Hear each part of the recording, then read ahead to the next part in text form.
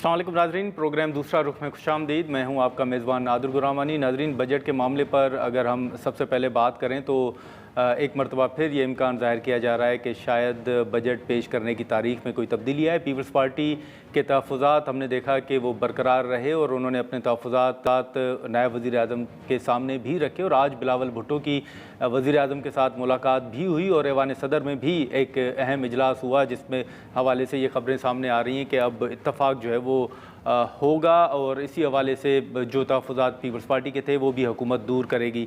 लेकिन जहाँ पर बजट के हवाले से उनके तहफ़्फ़ुज़ात हैं, वहीं पर पीपल्स पार्टी के जो बजट के दौरान M6 सखर हैदराबाद मोटरवे है, उस हवाले से भी उनके तहफ़्फ़ुज़ात सामने आ रहे हैं कि उसमें जो मतलूबा रकम रखी जानी चाहिए थी वो नहीं रखी गई। आज जो सेनेट की प्लानिंग एंड डेवलपमेंट और इसी के साथ साथ जो कम्युनिकेशन का इजलास था वो मुश्तरका इजलास हुआ, जिसमें पीपल्स पार्टी के सेनेटर सैफुल्लाह धारेजो और सेनेटर शहादत अवान ने एहतजाज भी किया।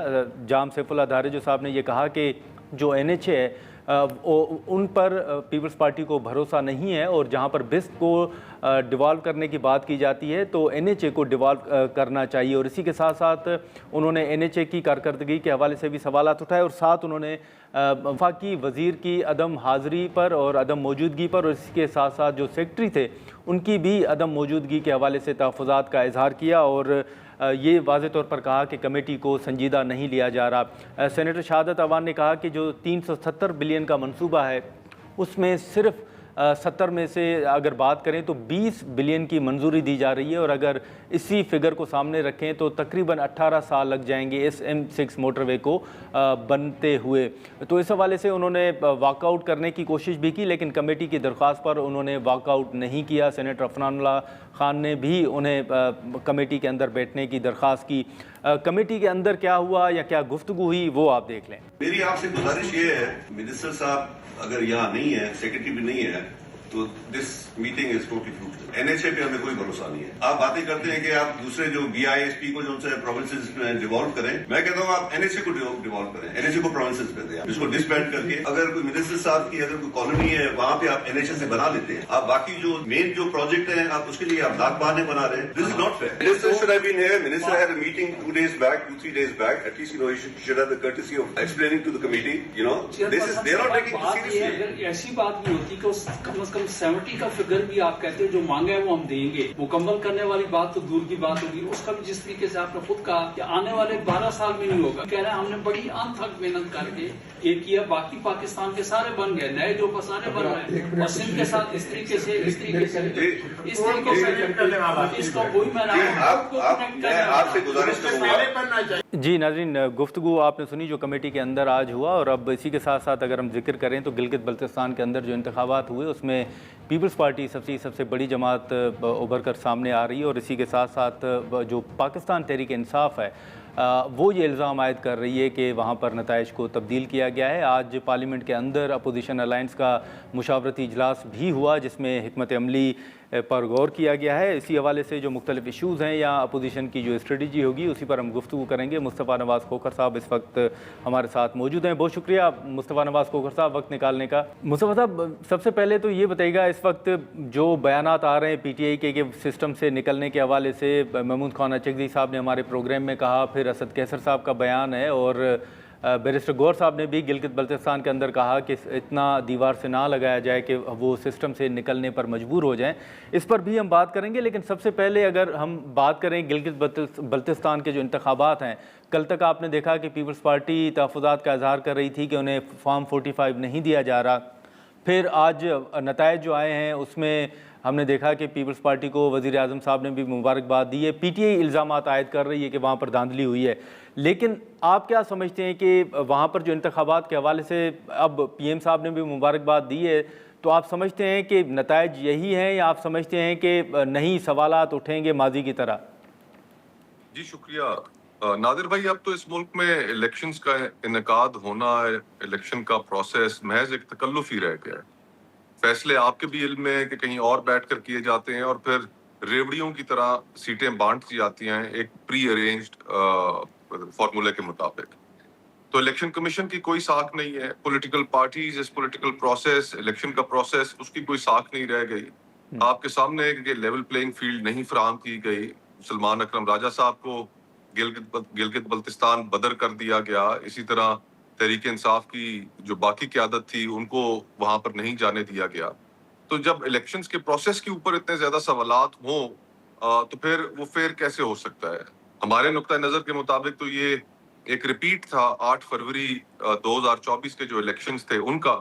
اور تاریخ نے ثابت کیا ہے کہ جب اس طرح مینڈیٹ مینیپولیٹ کر کے جماعتوں کے حوالے کیا جاتا ہے تو نہ وہ لوگ عوام کے اندر اپنی کوئی ساکھ رکھتے ہیں اور نہ اس کے نتیجے میں پھر عوام کے کوئی مسائل بھی حل کر سکتے. ٹھیک ہے، لیکن مصطفیٰ صاحب آج اگر ہم بجٹ کے حوالے سے، اب کیونکہ اپوزیشن کا بھی موقف سامنے آ رہا ہے اور پیپلز پارٹی کے تحفظات بھی ہیں، ہم نے دیکھا کہ بلاول صاحب کے ساتھ پہلے ڈار صاحب کی ملاقات بھی ہوئی، پیپلز پارٹی کے رہنماؤں کی بھی ملاقات ہوئی تھی، اور آج بھی جو پیش رفت سامنے آ رہی ہے، آپ سمجھتے ہیں کہ یہ ماضی کی طرح جب بھی بجٹ پیش ہوتا ہے اس طرح کے تحفظات سامنے آتے ہیں، یا آپ سمجھتے ہیں کہ اس مرتبہ جو تحفظات ہیں وہ زیادہ سنجیدہ ہیں؟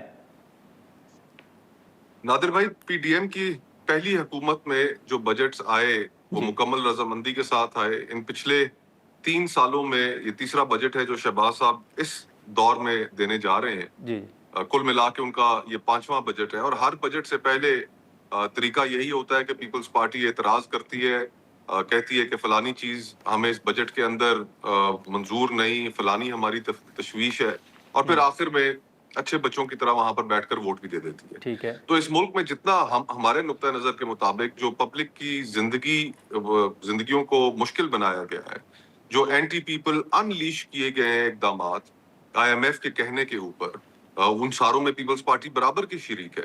اگر آج اس ملک کا کسان، اس ملک کا مزدور، اس ملک کا تاجر، کاروباری افراد، اس ملک کا نوجوان، متوسط طبقہ، تنخواہ دار طبقہ اگر وہ مشکلات کا شکار ہے تو وہ اس میں پیپلز پارٹی بری ذمہ تو نہیں قرار دی جا سکتی. آئینی عہدے ان کے پاس موجود ہیں، حکومت کے اندر شریک کار ہیں. شوگر کے اوپر اگر پالیسی بننی ہو تو وہ پیپلز پارٹی کی مرضی سے بنتی ہے. ذاتی بینیفٹس لیے جا رہے ہیں. تو اس میں پیپلز پارٹی کا یہ جو ہر بجٹ سے پہلے ملاقاتوں کا ایک سلسلہ ہوتا ہے، یہ صرف اب اس کو یہی کہہ لیں کہ اپنے مطالبات منوانے کا ایک ذریعہ ہوتا ہے.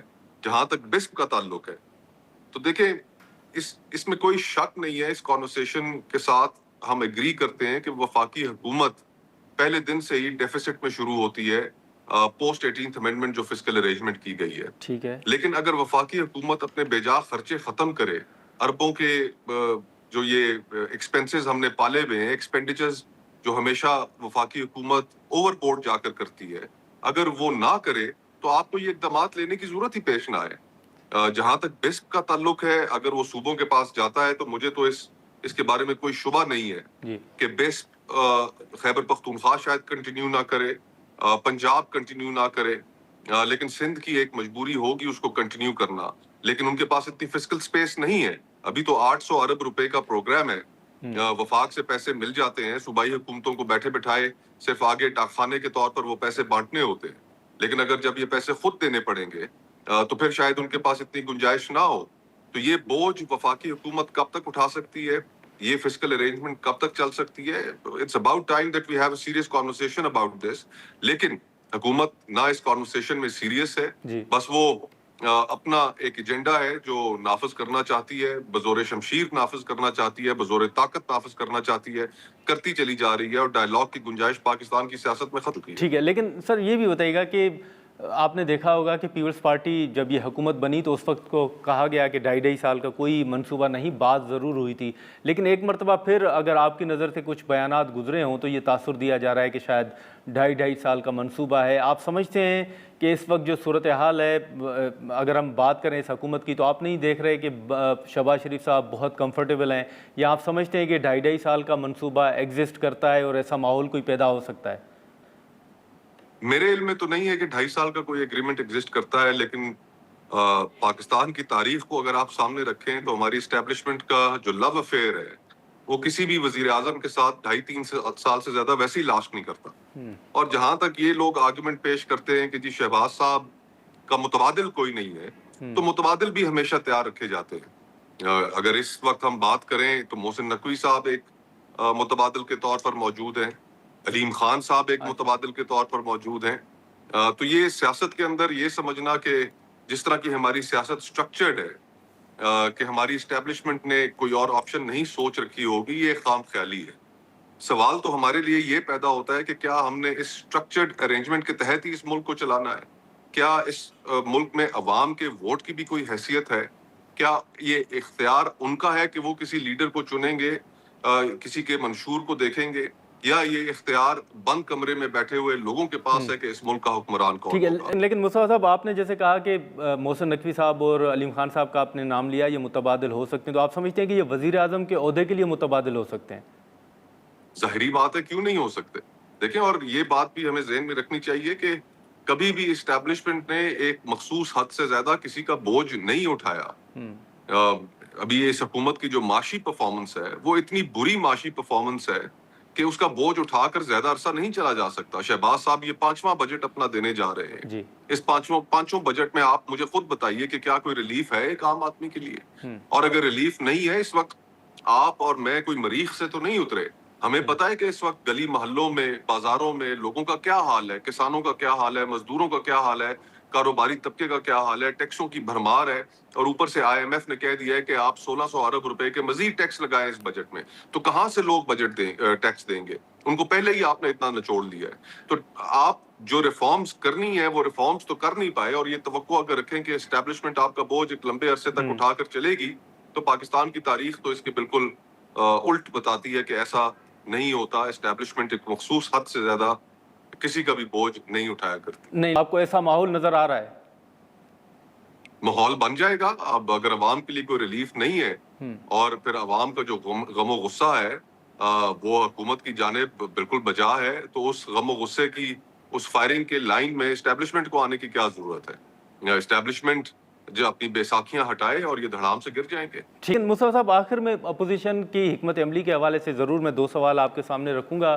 جیسے پہلے رمضان کے بعد کہا گیا کہ تحریک چلے گی، پھر کہا گیا کہ عید الاضحیٰ کے بعد کوئی اسٹریٹجی سامنے آئے گی. ابھی بھی اپوزیشن الائنس کی طرف بھی دیکھا جا رہا ہے. سر، سوچ کیا ہے؟ اپوزیشن الائنس کیا سوچ رہا ہے؟ فرینکلی نادر بھائی، یہ بات ایڈمٹ کرنی پڑے گی کہ پچھلے جو 2 سال کے واقعات ہوئے ہیں اس ملک میں، جس طرح 26 نومبر ہو گیا، جی، اور صرف ریفرنس کی حد تک جو تحریک لبیک کے ساتھ ہوا، اس کے بعد سے فضا ایسی نہیں ہے کہ جس میں ایک بھرپور عوامی تحریک چلائی جائے. ٹھیک ہے. پھر دوسرا، میرے خیال سے جو ہر آئے روز ٹی وی چینلز کے اوپر اپوزیشن کی ایک بڑی جماعت کے آپس میں ایک دوسرے کے اوپر اپنے ہی جماعت میں لفظہ گولہ باری جب ہوتی ہے تو لوگ بھی کانفیڈنس لوز کرتے ہیں. تو اس ساری صورتحال کو سامنے رکھتے ہوئے ہمارا خیال یہ ہے کہ ہمیں ویسے بھی ایک بڑی کانورسیشن کی جانب بڑھنا چاہیے، جس میں ہم اس ملک میں ایک نئے میثاق جمہوریت کی بات کریں، جس میں ہم الیکشن کے پروسیس کو کس طرح ہم نے کریڈیبلٹی اس کی ریسٹور کرنی ہے اس کی بات کریں، پارلیمنٹ کی سوورینٹی کی بات کریں، عدلیہ جو صرف وزارت قانون کا ایک ذیلی محکمہ بن کے رہ گئی ہے، ایک انڈیپینڈنٹ جوڈیشری اس ملک میں کیسے ہم نے لے کر آنی ہے اس کی اوپر بات کریں. ہم نے ملک کے اندر کیسے وہ ماحول بنانا ہے کہ جس کے نتیجے میں پاکستان کا اپنا انویسٹر اپنے پیسے کو اس ملک میں محفوظ تصور کرے، اور فورن انویسٹر بھی اس ملک میں پیسے کو محفوظ تصور کرے. تو یہ کانورسیشن زیادہ ضروری ہے، بجائے اس کے کہ ہم ہر وقت ایک دوسرے کے دست و گریباں ہوں. اپوزیشن کی بھی غلطیاں ہیں، ہم یہ نہیں کہ ہم غلطیوں سے مبرہ ہیں، لیکن جو یہ نام نہاد جمہوری جماعتیں ہیں، مسلم لیگ نون ہو گئی، پیپلز پارٹی ہو گئی، بہت ہم نے ان کے الاپ سنے، ووٹ کو عزت دو کا نعرہ سنا، پیپلز پارٹی کی جمہوریت کے لیے قربانیاں، اور وہ ہیں بھی صحیح بلا شبہ، لیکن آج پیپلز پارٹی ایک مختلف ڈگر پر ہے اپنے ماضی کی نسبت. تو ہمیں اس ملک کے بڑے ایشوز کو سالو کرنے کے لیے، پولیٹیکل پولرائزیشن کو ختم کرنے کے لیے ایک نئے میثاق کی ضرورت ہے. اور یہ ہماری ترجیح ہے کہ اگر تمام سیاسی جماعتیں آپس میں اکٹھی ہو جائیں تو ہم اس ملک میں وہ انوائرمنٹ کریٹ کرنے میں کامیاب ہو سکتے ہیں کہ جس کے نتیجے میں پاکستان کے سیاسی فضا میں بھی بہتری آئے اور یہاں پر ایک خوشحالی بھی. ٹھیک ہے، لیکن مصطفیٰ صاحب آخر میں یہ بتائیے گا کہ یہ جو پی ٹی آئی کے رہنما ہو گئے، یا اچکزئی صاحب نے جیسے میں نے کہا کہ انہوں نے بھی کہا ہے کہ اسمبلیوں سے استعفے دیں گے، اسد کیسر صاحب، گوہر صاحب نے کہا ہے کہ اب مجبور نہ کیا جائے کہ ہمیں سسٹم سے الگ ہونا پڑے. آپ سمجھتے ہیں کہ اپوزیشن کے اندر یہ سوچ ہے ماضی کے تجربے کو سامنے رکھتے ہوئے کہ اسمبلیوں سے استعفے دیے جائیں؟ अनफॉर्चुनेट होगा अगर अपोजिशन इस जानिब बढ़ती है और ये सियासी निज़ाम के लिए बहुत बड़ा धचका होगा। ठीक है। माजी में शहीद बीबी की एग्जाम्पल आपके सामने मौजूद है कि जब उन्होंने 1985 के इंतखाबात का बॉयकॉट किया तो बाद में उन्होंने अपने उस फैसले को रिग्रेट किया। ठीक है। और माजी अनकरीब में इमरान खान साहब की जानिब से कौमी असम्बली से इस्तीफा देना, अपनी ही 2 सूबाई हुकूमतों को फारग कर देना, असम्बलियाँ तोड़ देना, उसका भी सियासी जमातों ने और खुसूसन इमरान खान साहब ने उसका एक नुकसान तो उठाया। लेकिन इस सारी चीज़ों को मद्देनजर रखते हुए भी अगर आप अपोजिशन को इतना दीवार से लगा देंगे कि जो उनके मिसाल के तौर पर जिस तरह इमरान खान साहब हैं, अब ये मुतालबा करना कोई बेजा बात तो नहीं है कि जेल मैनुअल के तहत उनकी मुलाकातों का जो हक है वो उनको मिलना चाहिए, वो नहीं मिल रहा। उनकी डॉक्टर्स तक से उनकी डॉक्टर्स की टीम तक रसाई होनी चाहिए, वो उन्हें नहीं मिल रही। आप उनके मुकदमात को ज़ेर इल्तवा रखें, मुल्क में जबर का एक माहौल क्रिएट करें, मीडिया के ऊपर पाबंदियां लगाएं, तो फिर ये सवाल हमसे भी किया जाता है कि जनाब ऐसे पार्लियामेंट में ऐसे इदारे में बैठने की क्या जरूरत है। सही।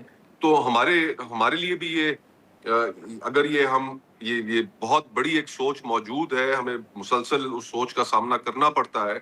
हम अभी तक तो उसको कंटेन किए हुए हैं, लेकिन कब तक हम कंटेन कर सकते हैं ये शायद बियॉन्ड अ सर्टेन पॉइंट हमारे लिए भी नामुमकिन हो जाए। चलें, ठीक है। बहुत शुक्रिया मुस्तफ़ा नवाज़ खोखर साहब, आपने वक्त निकाला। नाज़रीन, मुस्तफ़ा नवाज़ खोखर साहब की गुफ्तगू आपने सुनी, जो अपोजिशन की हिकमत अमली है, यहाँ जो उनके तहफ़्फ़ुज़ात हैं, क्या सोचा जा रहा है, उस हवाले से हमने मुख्तलिफ़ सवालात उनके सामने रखे। यहाँ पर एक मुख्तसर सा ब्रेक लेंगे और ब्रेक के बाद जो गिलगित बल्तिस्तान के इंतखाबात हैं, जो बजट है और जो पीपल्स पार्टी के तहफ़्फ़ुज़ात हैं, उस पर हम गुफ्तगू करेंगे और पीपल्स पार्टी के सेक्रेटरी जनरल नैयर हुसैन बुखारी साहब हमें ज्वाइन करेंगे। प्रोग्राम में एक बार फिर खुशामदीद। नाज़रीन, जैसे शुरू में हमने गिलगित बल्तिस्तान के इंतखाबात के हवाले से ज़िक्र किया और इसी हवाले से कल भी हमने देखा कि पीपल्स पार्टी के जो कुछ खदशात थे वो सामने आ रहे थे, लेकिन अभी वज़ीर आज़म ने भी पीपल्स पार्टी को गिलगित बल्तिस्तान इंतखाबात में कामयाबी पर मुबारकबाद भी पेश की है। पीपल्स पार्टी के सेक्रेटरी जनरल नैयर हुसैन बुखारी साहब हमारे साथ मौजूद हैं, हम उनसे गुफ्तगू करते हैं। बुखारी साहब, बहुत शुक्रिया सर, आपने वक्त निकाला। सबसे पहले ये जो गिलगित बल्तिस्तान के इंतखाबात के हवाले से कल हमने देखा कि आपका एक बयान भी सामने आया, अब प्राइम मिनिस्टर साहब ने भी मुबारकबाद दी है। अभी पीपल्स पार्टी सर मुतमईन है वहाँ पर, या क्या सूरत हाल देख रहे हैं? नहीं, अभी तो हम मुतमईन नहीं है, इसलिए कि जो आरओज़ का कंडक्ट है बाज़ हल्कों में जी, वो मुनासिब नहीं है, कानून के मुताबिक नहीं है। अभी तक पीपल्स पार्टी की 9 सीटों का रिजल्ट आया जिसमें हम कामयाब हैं। 5 सीटें ऐसी हैं जिन पे हमारे तहफ़्फ़ुज़ात थे और बाकी कुछ सीटें ऐसी हैं कि जिन पे हमारा मार्जिन बहुत कम है लूज़ करने का, 100-150 का। उस पर भी हमने आरओज़ को रिकॉल करने की दरख्वास्त दी है, लेकिन बिलखुसूस GPLA जो है 16-17 और GPLA 20, ये 3 सीटें जो हैं ये पाकिस्तान पीपल्स पार्टी की हैं। हम ऑलमोस्ट जीते हुए हैं। मसलन 20 में GPLA 20 में हमारे कैंडिडेट को फॉर्म 47 में 24 वोटों से हराया हुआ गया, जबकि पोस्टल बैलेट अभी तक काउंट ही नहीं हुए हैं। अच्छा। इसी तरह जो रिजल्ट है उसमें उसका 18 का GPLA 17 का, उसमें भी ये 20 में हम 150 से हमें हारा हुआ दिखाया और इसमें 17 में हमें 24 वोटों की लीड से दूसरे को जिताया हुआ है। उसमें भी पोस्टल बैलेट अभी तक काउंट नहीं हुए हैं। और इसी तरह GPLA 17 उसके रिजल्ट ही अनाउंस हो रहा और उसमें भी कुछ 6 पोलिंग स्टेशन का रिजल्ट रुका हुआ है। तो इसी तरह जो हमारे दीगर पोलिंग स्टेशन हैं GPLA 13 और 14 जी, उसमें भी हमने रिकाउंट की दरख्वास्त दी है। तो पाकिस्तान पीपल्स पार्टी के अपनी कैलकुलेशन के मुताबिक हमारी 16 सीटें बनती थी आउट ऑफ 24 और अभी में 9 का रिजल्ट दिया गया जिसमें हम कामयाब हैं। बाकी 7 जो अभी कंट्रोवर्शियल है और हमें उम्मीद है कि आरओज़ जो है आइन, कानून और इलेक्शन लॉज के मुताबिक फैसले करें। ठीक है, लेकिन सर अभी बुखारी साहब जैसे आपने कहा कि 9 सीटों का रिजल्ट तो आ चुका है और आप जो बात कर रहे हैं कि तकरीबन पीपल्स पार्टी की 16 नशिस्तें बनती हैं, एक तो क्या जो आपने दरख्वास्त दी है ताउन हो रहा है और आगे स्ट्रेटजी फिर आपकी کیا ہوگی بطور جماعت؟ کیا سپریم کورٹ جانے کا بھی ارادہ رکھتے ہیں یا آپ سمجھتے ہیں کہ نہیں یہ کاؤنٹنگ میں ہی مسئلہ حل ہو جائے گا؟ دیکھیں ابھی تو یہ ڈیپینڈ کرتا ہے نا یہ ری کاؤنٹ کا رزلٹ کیا آتا ہے اور پوسٹل بیلٹ کا کیا رزلٹ آئے گا. ہم اپنی جو لیگل فائٹ ہے اس کو تو نہیں چھوڑیں گے, جی ہمارے کینڈیڈیٹس تو نہیں چھوڑیں گے لیگل فائٹ کو, وہ لیگل فائٹ تو رہے گی ہماری. اچھا, لیکن بخیر صاحب ابھی جو نتائج آئے ہیں, آپ گلگت بلتستان کے اندر سی ایم کس کا بنتے ہوئے دیکھ رہے ہیں؟ کیا صورتحال آپ کو نظر آ رہی ہے ابھی تک کے جو نتائج ہیں؟ ابھی تک غنی مسلم لیگ نون ہے, جو آفیشیل رزلٹ آ رہا ہے 2 کا آ رہا ہے ان کا, جی انڈیپینڈنٹ ہیں ہاں جی, جی. اور اس میں ایک MWM ہے. تو پاکستان پیپلز پارٹی تو لارجسٹ پارٹی ہے GBLA اسمبلی میں, تو اس میں ہماری رابطے بالکل ہیں انڈیپینڈنٹس کے ساتھ, اور ہم موسٹ پروبیبلی انڈیپینڈنٹس بھی ہمارے ساتھ تعاون کریں گے, اور انشاءاللہ ہم کوشش ہماری ہے کہ ہم حکومت بنائیں یہاں پہ. ٹھیک ہے, لیکن بخیر صاحب جو پی ٹی آئی کے حمایتی یافتہ کینڈیڈیٹ جو کامیاب ہوئے ہیں, جو پی ٹی آئی کہہ بھی رہی ہے, یا MWM کے جو امیدوار ہیں, تو کیا اس مرحلے پر پی ٹی آئی کے ساتھ MWM کے ساتھ بھی رابطہ ہو سکتا ہے, بات چیت ہو سکتی ہے؟ دیکھیں پالیٹکس میں تو ہر چیز ممکن ہوتی ہے, کسی چیز کو بندہ مسترد تو نہیں کر سکتا پالیٹکس میں. ٹھیک ہے, لیکن ایک بات ہے کہ پی ٹی آئی کے جو ہیں وہ سارے آزاد ہیں, وہ پارٹی ٹکٹ پہ تو ہے نہیں ہے. MWM نے صرف ایک سیٹ جیتی ہے. ٹھیک ہے, تو پالیٹکس میں تو پولیٹیکل پارٹیز پہ رابطے رہتے ہیں, ڈائلاگ رہتا ہے, اور پیپلز پارٹی ہمیشہ ڈائلاگ پہ بلیو کرتی ہے. ناظرین یہاں پر ایک مختصر سا بریک لیتے ہیں, اور بریک کے بعد ہم دوبارہ گفتگو کو یہیں سے آگے بڑھاتے ہیں. پروگرام میں ایک بار پھر خوش آمدید. سر, یہ جو بیرسٹر گوہر صاحب کا بیان تھا, اگر آپ نے بھی سنا ہو کہ گلگت بلتستان کے جو انتخابات ہوئے ان میں دھاندلی کا وہ جو الزام عائد کر رہے ہیں, ابھی نتائج کے حوالے سے تو آپ اپنے تحفظات کا اظہار کر رہے ہیں, لیکن گوہر صاحب کی بات کو سیکنڈ کریں گے کہ کیا شفاف انتخابات ہوئے یا ان کا موقف کسی حد تک درست ہے؟ اوور آل تو دیکھیں جی, یہاں پہ کوشش تو کی چیف الیکشن کمشنر نے کہ انتخابات شفاف ہوں. تو بعض حلقوں میں کہیں اس قسم کے ایشوز آئے ہوں گے جن کا ایویڈنس ان کے پاس ہے, میرے نالج میں نہیں. ہمارا ادھر ایشو یہ تھا کہ کل انتخابات جب پولنگ کا وقت ختم ہو گیا تو پولنگ کا جو سٹاف تھا, پریزائڈنگ آفیسرز, وہ سادے کاغذ دے رہے تھے, جس کو میں نے ایجوکیٹ کیا کہ فارم 45 ایشو نہیں کیا جا رہا. اس پہ میں نے سخت موقف بھی لیا, اور اس وقت پھر ہم نے چیف الیکشن کمشنر سے بات بھی کی, بلکہ آج بھی چیف الیکشن کمشنر سے بات کی چند حلقوں کے بارے میں. تو اوور آل تو الیکشن پرامن رہا.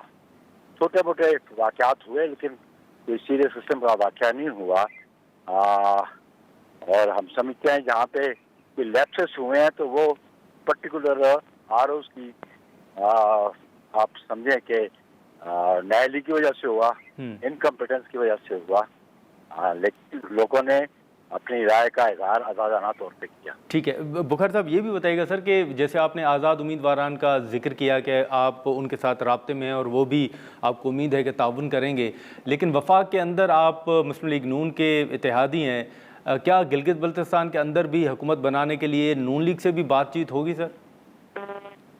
یہ میری قیادت کا فیصلہ ہوگا, میری قیادت ہی فیصلہ کرے گی. اچھا, لیکن سر ساتھ میں اب کیونکہ آپ تو گلگت بلتستان کے اندر موجود ہیں, لیکن پیپلز پارٹی کے آپ سیکرٹری جنرل بھی ہیں, سینئر پولیٹیشین ہیں, یہاں جو وفاق کے اندر ابھی دوسری مرتبہ یہ امکان ظاہر کیا جا رہا ہے کہ شاید بجٹ کے پیش کرنے کی جو تاریخ ہے وہ تبدیل کی جائے, پیپلز پارٹی کے سر کیا تحفظات ہیں؟ ڈیڈ لاک آپ دیکھ رہے ہیں یا آپ سمجھتے ہیں کہ معاملات حل ہو جائیں گے؟ ڈیڈ لاک جب ڈائلاگ ہوتا ہے تو ریزالو ہو جاتے ہیں. ہمارے تحفظات سے ان سے ہمارے پارلیمنٹری لیڈرز نے آگاہ کر دیا تھا, ہماری قیادت نے بھی آگاہ کر دیا, اور اس سے پہلے جو ہماری فائنینشیل ٹیم تھی ان کی میٹنگز ہوتی رہی ہیں. پہلے تو شروع میں گورنمنٹ نے ہم سے شیئر نہیں کیا پرپوز بجٹ, اور پرٹیکولرلی PSCB کے حوالے سے جو بات تھی, تو وہ بھی نیگوسیشن جاری تھی. آج بھی چیئرمین بلاول بھٹو زرداری صاحب ان کی ٹیم کی ملاقات پرائم منسٹر سے ہوئی ہے, اور اس کے بعد وہ میٹنگ آج ابھی میں دیکھ رہا تھا کہ پریزیڈنسی میں پریزیڈنٹ صاحب بھی اس میں شریک ہوئے, پریزیڈنسی میں میٹنگ ہے. تو ہم آپس میں بالکل الائنس میں ہیں اس حد تک کہ ہم ان کو سپورٹ کرتے ہیں فیڈرل گورنمنٹ کو, لیکن ہمارے جو تحفظات ہیں ہم ان کا اظہار بھی کرتے ہیں اور ہم اپنے پبلک کے لیے جو ایشوز ہیں اس پہ اپنا موقف بھی ان کے سامنے رکھتے ہیں. لیکن بغیر صاحب یہ جو رانا ثناء اللہ صاحب کا بیان ہے بسپ کے حوالے سے پیپلز پارٹی کا ایک موقف موجود بھی ہے. آج روبینہ خالد صاحبہ نے بھی یہ مطالبہ کیا ہے معافی کا کہ وہ معافی مانگے. جو رانا ثناء اللہ صاحب نے کہا تھا کہ یہ تو بھکاری بنانے کے مترادف ہے بسپ پروگرام, یا پنجاب کی حد تک جو انہوں نے کہا ہے کہ وہاں پر کرپشن ہو رہی ہے, اس پر بھی کوئی سر اختلافات ہیں؟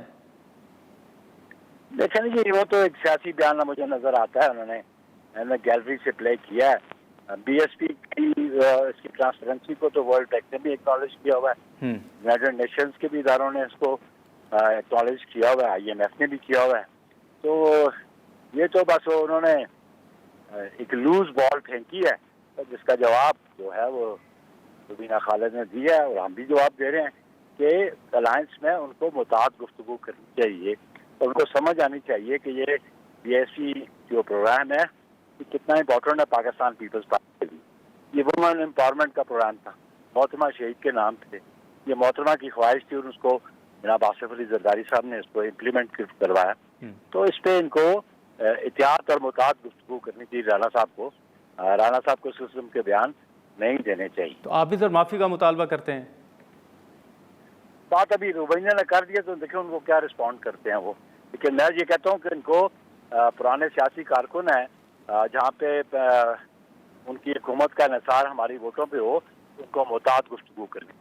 چلیں ٹھیک ہے. بخاری صاحب بہت شکریہ آپ کا وقت نکالنے کے لیے. ناظرین, نیّر حسین بخاری صاحب کی گفتگو آپ نے سنی جو پیپلز پارٹی کا موقف تھا. ہم یہاں پر ایک مختصر سا بریک لیں گے اور بریک کے بعد مسلم لیگ نون کا موقف جاننے کی کوشش کریں گے.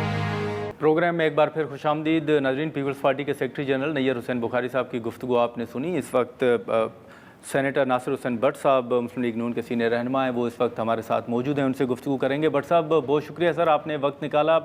سب سے پہلے تو جو اپوزیشن کی حکمت عملی ہوگی اس پر بھی ہم گفتگو کریں گے, لیکن جو گلگت بلتستان کے اندر انتخابات ہوئے اس حوالے سے ہم نے دیکھا کہ میاں صاحب وہاں پر گئے اور وہاں پر باقی جو مسلم لیگ نون کے رہنما تھے انہوں نے بھی جلسوں سے خطاب کیا. پھر آپ نے دیکھا کہ بڑے اختلافات بھی سامنے آئے, لاہور اور کراچی کو ان کا کمپیریزن جو ہے وہ بھی سامنے رکھا گیا.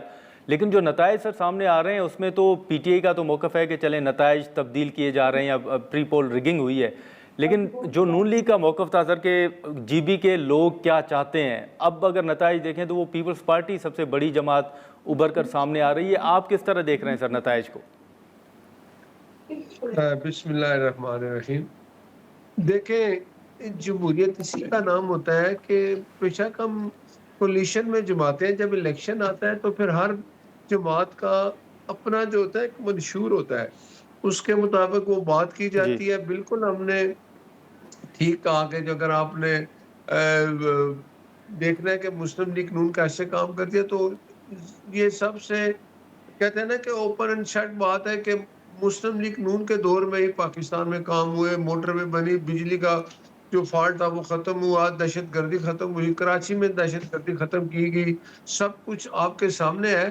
تو یہ الیکشن تھا, سیاست ہے, ہر جماعت اپنا منشور پیش کرتی ہے, اس کے مطابق وہ بات کرتے ہیں. تو یہ تھا, الیکشن ہو گیا, اب اس کے نتائج میں سمجھتا ہوں کہ پی ایم صاحب نے بھی آج مبارک دی ہے پیپلز پارٹی کو, اور میرا خیال ہے کہ یہ چیز اب ختم ہونی چاہیے کہ جب بھی کوئی الیکشن ہوتا ہے تو اس کے بعد ایک دوسرے کی جو ہے نا وہ جیت اور ہار کو نہیں مانا جاتا. میں سمجھتا ہوں کہ بالکل کچھ چیزیں رہ گئی, کچھ خامیاں ضرور تھی, لیکن کوشش کی جاتی ہے. کوئی چیزیں ہوتی ہیں جو الیکشن کمیشن کی ذمہ داری ہوتی ہے وہی کرنا ہوتا ہے انہوں نے, ٹھیک ہے. تو باقی الیکشن ہو گیا ہے, اس میں ضرور کچھ چیزیں ہیں وہ اگر رہ گئی ہوں گی تو وہ نیکسٹ ٹائم ہو جائے گا, پر الیکشن ہوا. اب یہ چیز ہے کہ ہم سب سیاسی جماعتوں کو یہ ماننا چاہیے کہ جب الیکشن ہو جائے تو اس کے نتائج مانے. ٹھیک ہے. لیکن بٹ صاحب جیسے آپ نے سر موٹر ویز کا ذکر کیا, تو آج بھی جو سینیٹ کی پلاننگ اینڈ ڈیولپمنٹ اور کمیونیکیشن کی کمیٹی ہے ان کا اجلاس ہوا, وہاں پر پیپلز پارٹی نے احتجاج بھی کیا ہے کہ پنجاب کے اندر تو موٹر ویز بن رہے ہیں لیکن جو M6 موٹر ویز سکھر حیدرآباد اس کے لیے رقم نہیں رکھی جا رہی. آج احتجاج بھی ہوا ہے, تو آپ سمجھتے ہیں کہ اس کو بھی حکومت دیکھے گی یا پیپلز پارٹی کے تحفظات کو دور کیا جائے گا؟ دیکھیں بالکل آپ کی بات ٹھیک ہے کہ بھلے ہم कोलिशन जमातें आपस में हुकूमत है हमारी वफाक में, हम सब एक दूसरे का एहतराम हमें करना चाहिए। अगर कुछ चीज़ें उनके तहफ़्फ़ुज़ात हैं वो ज़रूर दूर होंगे। और मोटरवे M6 की आपने बात की, तो ये तो जब ये शुरू हुआ था दौर मियाँ साहब ने, जब ये मोटरवे बना था और बाकी जो सी पैक में उसमें ये शामिल था, लेकिन देखे ना तसलसल नहीं रहता ना। हुकूमत, अगर कोई भी हुकूमत अपने 5 साल पूरे कर ले तो उसके बाद वो जवाबदेह भी होती है और उन लोगों के सामने भी जाते हैं कि हमने अपने 5 साल पूरे किए। ये हमारे जो हमारे जो हमने शुरू किए थे प्रोजेक्ट, वो मंसूबे। खत्म हो गए हैं या खत्म होने वाले हैं, उसमें कोई रुकावट नहीं है। हमें 5 साल इस मुल्क में यही तो बदकिस्मती है कि 5 साल कोई जमहूरी हुकूमत पूरे नहीं कर सकती। 3 साल बाद कोई आ जाता है तला आज़मा और ये हो जाता है। ये चीजें हो जाए तो अब सियासी जमातें इस बात को भी याद कर लें कि जब कोई हुकूमत बन जाए, अपोजिशन अपना किरदार अदा करे, 5 साल तक वो इस किरदार को अदा करते रहे, हुकूमत अपनी जिम्मेदारी पूरी करे, अपोजिशन अपनी जिम्मेदारी पूरी करे, तो मेरा ख्याल है हर आने वाला इलेक्शन बेहतर होगा और उसमें शफाफियत होगी। ठीक है, लेकिन भट्ट साहब, ये आज आपने देखा होगा कि पीपल्स पार्टी ने ये मुतालबा किया है, राना सोनाला साहब ने एक बिस्प के हवाले से बयान दिया था कि पंजाब के अंदर पंजाब की हद तक जो है वो करप्शन हो रही है, या ये भिखारी बनाने का जो उन्होंने लफ्ज़ इस्तेमाल किया था, उस पर पीपल्स पार्टी ने माफ़ी का मुतालबा भी किया है। और दूसरा, आप समझते हैं कि वफाकी हुकूमत के अंदर ये सोच है कि ये मनसूबा ख़त्म किया जाए या फिर ये सिंध के हवाले किया जाए? देखें, बात यह है कि बेनज़ीर इनकम सपोर्ट की बात करते हैं तो सिंध में मैं कहता हूँ कि सूबे अब अगर ये अपने प्रोजेक्ट या अपनी चीज़ें खुद ले लें तो ज़्यादा अच्छी बात है। वफाक तो ये कर रहा है सारा, लेकिन अगर उसमें कुछ KPK अगर वो बेनज़ीर इनकम सपोर्ट नहीं चलाना चाहता, पंजाब नहीं चलाना चाहता, सिंध चलाना चाहता है, बलूचिस्तान चलाना चाहता है, तो ये सूबों को इख्तियारात मिल जाए तो वो इस पे जितनी मर्जी इसमें कोई भी लोगों की गरीबों की हेल्प करने के लिए उनको जो पैसे दिए जाते हैं, वो अगर सूबे अपने ये प्रोजेक्ट करें तो मेरा ख्याल है ज़्यादा बेहतर है। अब तो वफाक में जो कुछ है आपके सामने है, वफाक जो है वो चारों सूबों में एक इकाई होती है ना, वो सबको मिला के चलते हैं। अगर किसी को कोई तहफ़्फ़ुज़ात है तो वो तहफ़्फ़ुज़ात दूर होने चाहिए। अगर कोई ज़्यादा इसमें दिलचस्पी रखे जी कि ये काम सिंध में होना चाहिए या पंजाब में होना चाहिए या बलूचिस्तान में होना चाहिए, तो ये सूबों की अपनी स्वाबदीद होनी चाहिए। लेकिन फिलहाल तो बेनज़ीर इनकम सपोर्ट प्रोग्राम चल रहा है, उसमें कोई रुकावट तो नहीं है। कोई रुकावट नहीं, चले। लेकिन सर, ये जो बजट का मामला है, हमने देखा कि 2 मरतबा इक़्तिसादी कौंसिल का इजलास भी मौखर हुआ, आज भी होना था। फिर पीपल्स पार्टी के तहफ़्फ़ुज़ात थे, कल हमने देखा कि डार साहब की बिलावल साहब के साथ मुलाकात हुई, आज ऐवान सदर में मुलाकात हुई। पीपल्स पार्टी सर क्या चाहती है, क्या तहफ़्फ़ुज़ात हैं उनके? देखें, ये एक अच्छी बात नहीं है कि भाई ये वो दौर तो नहीं है ना जो वो एक इधर आया हुआ था जो मुसल्लत हो गए 2018 में। वो कहता था किसी से मैं तो अपने ताजियों से बात ही नहीं करता, मेरा उनसे काम ही नहीं है, मैं तो अपना वो फोन कर देता हूँ जिन्होंने मैं इकट्ठा किया हुआ है, तो वही बिल मेरा मंजूर करा देते हैं, वही सारे जो है ना आके असेंबली में भी बैठ जाते हैं। तो अब आप ये फर्क तो देखें ना कि जमहूरियत इसी का नाम है कि अगर आपकी कोलिशन जमातें आपके किसी जगह पे तहफ़्फ़ुज़ात है तो उनको मिल बैठ के हल किया जाता है। और आपको मैं ये यकीन दिला रहा हूँ कि ये आज नहीं कल जो कुछ बजट के बारे में पीपल्स पार्टी के तहफ़्फ़ुज़ात हैं वो दूर होंगे और इंशाल्लाह यूनानिमसली फिर ये बजट पेश भी किया जाएगा। ठीक है भट्ट साहब, लेकिन अब जो PTI के हवाले से चीज़ें हैं, 2 मुख्तसर सवालात होंगे उस हवाले से भी। एक तो PTI ने ये कहा है कि खैबर पख्तूनख्वा के अंदर 4 MPs जो हैं उनका PTI के साथ रब्ता नहीं है, बाकी तमाम सोहेल आफरीदी साहब के साथ हैं। खैबर पख्तूनख्वा के अंदर सर क्या सूरत हाल देख रहे हैं? ये जो 4 MPs जिनका रब्ता पार्टी के साथ नहीं है, ये मामला आपके नज़दीक क्या है? देखिए, एक बात बताऊं, PTI की जो हालत है वो आपके सामने है। वो 2 वज़ीर आला चेंज कर चुके हैं, 10 भी वज़ीर आला चेंज कर ले, रवैया PTI अपना नहीं बदलेगी। और वो वफाक के साथ अगर वो मैं एक दहशतगर्दी की बात कर लूँ, उस पर भी अगर साथ नहीं देगी, नाद नहीं चलेगी। देखिए, जब भी कोई वफाक पॉलिसी बनाता है तो सारे सूबे उस पर अमल करते हैं और ये होना चाहिए। बाकी PTI के अंदर इतने धड़े आपके सामने हैं, अभी आप देख लेंगे कि जो PTI के ये जो वज़ीर आला है, ये भी कुछ दिनों बाद ये इनकी आपस की लड़ाई में वो भी चला जाएगा। वो हलीमा खान कहती है मेरा हुक्म मानो, वो अंदर जो बुशरा बीबी बैठी है वो कहती है नहीं मेरा हुक्म मानो। तो ये आपस में اس طرح اب یہ مت کل گئے جی کہ یہ حکومت کرا رہی ہے. اب اگر وہ آپس میں ایک نہیں ہے, ان کے آپس کے تعلقات خراب ہو چکے ہیں, پی ٹی آئی بٹ چکی ہے 50 دھڑوں میں, تو یہ ان کا مسئلہ ہے, وہ حل کریں. میلے کے پی کے لوگ بھی دیکھ رہے ہیں کہ جو حال پی ٹی آئی کا ادھر ہو رہا ہے. سہیل افریدی کل کچھ اور کہتے تھے, آج وہ اگر ٹھیک راستے پہ چل رہا ہے. میں سمجھتا ہوں سہیل افریدی نے اب یہ صحیح راستہ اپنایا کہ وہ وفاق کے ساتھ بیٹھتا ہے, بات بھی کرتا ہے. اور اگر پی ٹی آئی کے لوگوں کے اندر ہی یہ چیز ہے کہ یہ کیوں بیٹھتے ہیں حکومت کے ساتھ, کیونکہ ان کا رویہ ایک ہی ہے کہ پاکستان میں امن نہیں آنا چاہیے. باقی جو بات آپ بالکل ٹھیک کہہ رہے ہیں کہ ابھی جو پی ٹی آئی کے مسائل ہیں اور کے پی کے مسائل حل کرنے میں وفاق بالکل ان کا ساتھ دیتا ہے, لیکن کسی جگہ بلایا جاتا ہے تو صبح سرحد کا ایک وزیر اعلیٰ ہے, چاہے سہیل افریدی ہے, چاہے وہ گنڈا پور تھا, وہ آتے نہیں تھے. تو اب اگر وہ اپنا رویہ ٹھیک کر لیں تو ان کے آپس کے مسائل تو وہ خود جانے, وہ تو بڑھ چکے ہیں ہر جگہ آپس میں. ایک نہیں, جگہ لیکن آپ سمجھتے ہیں کہ سہیل آفریدی صاحب بھی تبدیل ہوں گے سر؟ آپ کو یہ نظر آ رہا ہے؟ مجھے تو ان کی جو حرکتیں ہیں سب پی ٹی آئی کے لوگوں کی وہ نظر آ رہی ہیں کہ وہ اس کو بھی چینج کریں گے. وہ جو مرضی کریں اور وزیر اعلیٰ لے آئے, لیکن قانونی راستہ اگر وہ نہیں اپنائیں گے اور غیر قانونی طریقے اختیار کریں گے اور جا کے وفاق پہ چڑھائیاں کریں گے, تو قانون اپنا راستہ ہر اس وزیر اعلیٰ کے لیے ہوگا جو غیر جمہوری طریقے سے آ کے وفاق پہ چڑھائی کرے گا. اس کا فیصلہ, اس کا تو ہے نا, قانون اپنا راستہ بناتا ہے. اگر کوئی جمہوری طریقے سے آتا ہے, آ کے احتجاج کرتا ہے, تو اس کو کوئی رکاوٹ نہیں ہوگی. ٹھیک ہے بٹ صاحب, لیکن آخر میں سر یہ بتائیے گا کہ آپ میاں نواز شریف صاحب کے ساتھ قریب بھی ہیں سر, یہ جو اس وقت ماحول ہے پی ٹی آئی کا ہو یا پھر اپوزیشن لیڈر محمود خان اچکزئی صاحب کو اپوزیشن لیڈر جب بنایا بھی گیا, پھر امکان ظاہر کیا گیا کہ ان کی وزیر اعظم کے ساتھ ملاقات ہوگی, اس ساری صورتحال کو سر میاں نواز شریف صاحب کس طرح دیکھ رہے ہیں؟ ان کی کوئی تجاویز ہیں کہ کس طرح حل کیا جانا چاہیے پی ٹی آئی کا معاملہ؟ دیکھیں, میں آپ کو بتاؤں, ایک ایگزامپل دے دوں. جب 2013 میں ہماری حکومت تھی تو کے پی کے میں, آپ کو یاد ہوگا کہ کے پی کے میں پی ٹی آئی کی حکومت تھی, تو اس وقت کافی کہا گیا کہ بھائی ان کی جو حکومت ہے کے پی کے کی, اس کو ختم کریں, ہمارے پاس تعداد پوری ہے. لیکن میاں صاحب نے کہا تھا نہیں, یہ ان کی اکثریت ہے, وہی حکومت کریں, وہی 5 سال پورے کریں, اور اس کے بعد اگر وہ اپنے صوبے کے کام ٹھیک کریں گے تو ہم اس میں کوئی رکاوٹ نہیں ڈالیں گے. جمہوریت اسی کا نام تھا. لیکن وہ جو پی ٹی آئی ہے وہ جس طریقے سے چل رہی ہے, میاں صاحب نے تو کبھی بھی یہ نہیں کہا کہ بھائی عمران کا اے سی بند کر دو, فلاں کر دو, اس کو ہر چیز وہاں میسر ہے. میاں صاحب ہمیشہ اچھی بات کرتے ہیں. آپ یاد کریں جب الیکشن تھا 2018 میں, تو یہ گر گیا تھا, ہاسپٹل میں تھا, تو میاں نواز شریف ایک دن کمپین بند کر کے وہاں چلے گئے تھے. ان کی سوچ تو ایسی ہے.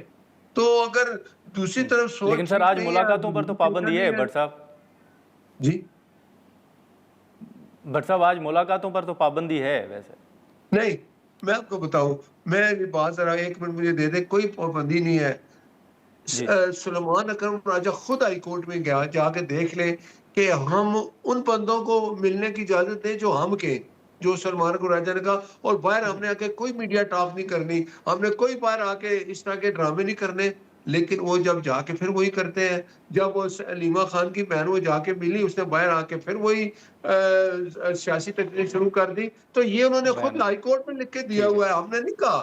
جائیں ہائی کورٹ میں, اگر وہ نہیں بلاتے جا کے کنٹیمپٹ آف کورٹ کا دعویٰ کریں. یہ ایس او پی فالو نہیں کرتے تو ان کو وہ جو پنڈی کا جو جیل میں, ڈیالہ جیل میں جو سپرنٹینڈنٹ ہے وہ نہیں بلاتا. اس کو ڈر ہے کہ باقی 10,000 قیدیوں کے لیے خطرہ بنتے ہیں, ادھر جتھے لے کے چلے جاتے ہیں. تو یہ کوئی طریقہ تو نہیں نا. ایسے اگر وہ اپنا طریقہ چینج نہیں کریں گے تو ان کی ملاقات نہیں ہوگی.